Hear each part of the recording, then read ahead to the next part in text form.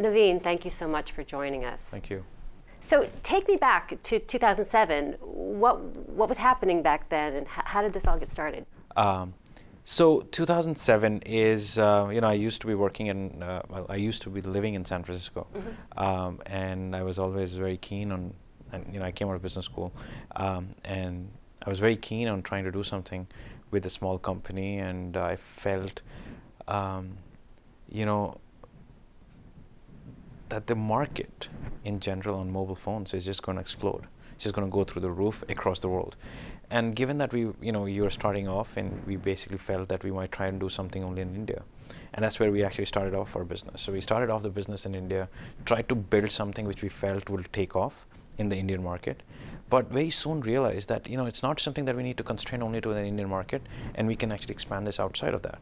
And that's what we did. We basically, post raising some capital, we started to move outside of one market. Eventually went first to the developing markets, because we felt that we can, that's a large population, fairly untapped, something that we can go after ourselves. And then essentially move to the more developed markets, and that's what we have done. So today we are in over 140 markets. We show ads to about 250 million people. We expect that over the next 12 months, we'll be reaching uniquely to about 1 billion people across the globe, showing advertising to them. And I think what we have done is we have been able to create an infrastructure, and we are in the process of doing that as we go along, create an infrastructure for creating new business models on the mobile internet platform across the world. And different countries and different regions are going to utilize it differently. And that's what excites us, because over the next few years, roughly about 3.5 to 4 billion people will be using mobile internet from their phones. And if that's the large population that's going to use mobile internet, the potential is quite high. And you said you started in developing markets, because that was, and how, and that is partly because that is the only screen they have. I was curious about more about that. Right, so developing markets, there were two arguments that why we started there. One was the macro, which is exactly what you said, is, look, there are about 1 billion people in China, 1 billion people in India, 1 billion people in Africa, and rest of those regions another 1 billion. So you're talking about a 4 billion population, which will essentially have mobile phone as their first screen, and in majority of the cases as the only screen. And if that's the case, and if we have a significant share of that market, we would build a large business. The second was the competition in that market was just not existent. So we felt that initially we could try and get into the US market, etc., where there was more competition, or we could try and build it into a market where we have less competition and try and control and own a large portion of that pie, which seemingly was not as small as many might not be able to predict, but it's actually fairly large. And so we essentially went after that market. And so we have a different growth strategy, which was to go.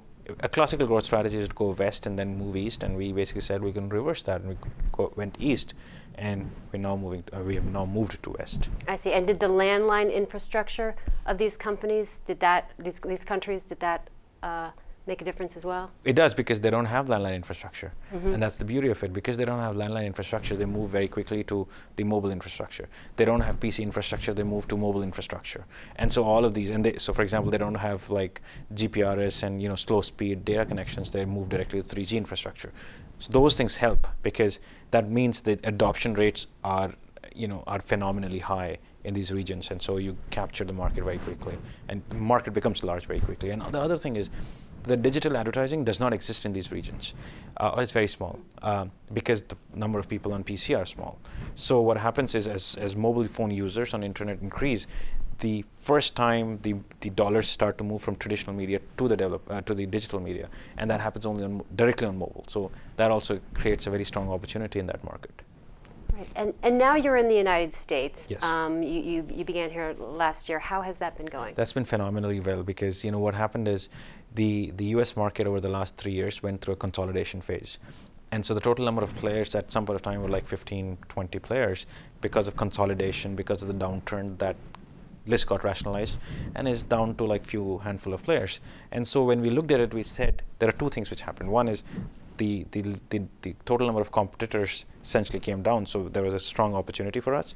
The second was the phenomena, with the whole mobile internet phenomena, was very global. So there are publishers in US market, which had anywhere from 50% plus of their business now starting to come from global markets, and where we were already working with them very strongly. So it was an easier entry for us into this market, and we basically utilized that as a lever to get into this market, and we have seen phenomenal growth. So today, I think we're either the third or the fourth largest in the market with a very significant scale.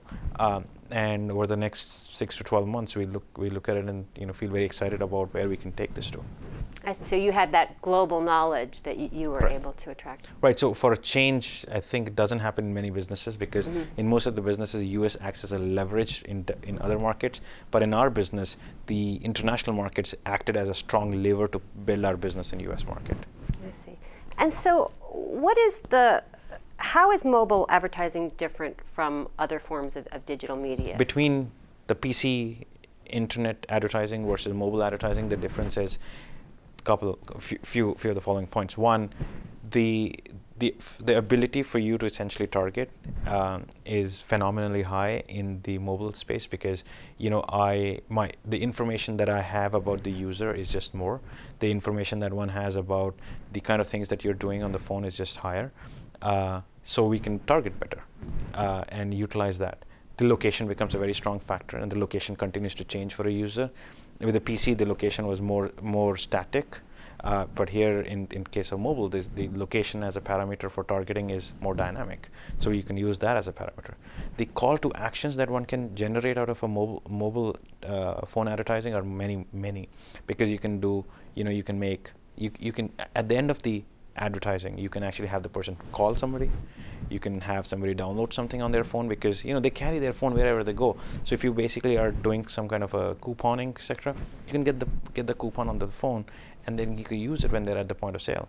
So the targeting, the scale, the ability to do call to actions are drastically different when it comes to mobile phones, and that's why it's a very strong medium.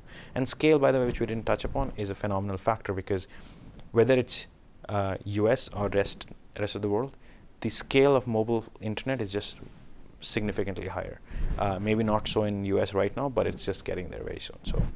And so what's your outlook for the future? I think, as I said, we look at the whole space as about, roughly about 4 billion people using the mobile internet across the world. When that happens, it'll be the largest medium ever. I think it'll be the largest medium after air and water and etc. And if that's the case, and if we are able to build out a strong platform, providing the infrastructure for people to do things on it, it's a very, very promising future that we're looking at. Great. Well, it's exciting times. Thank you so much for joining us. Thank you so much.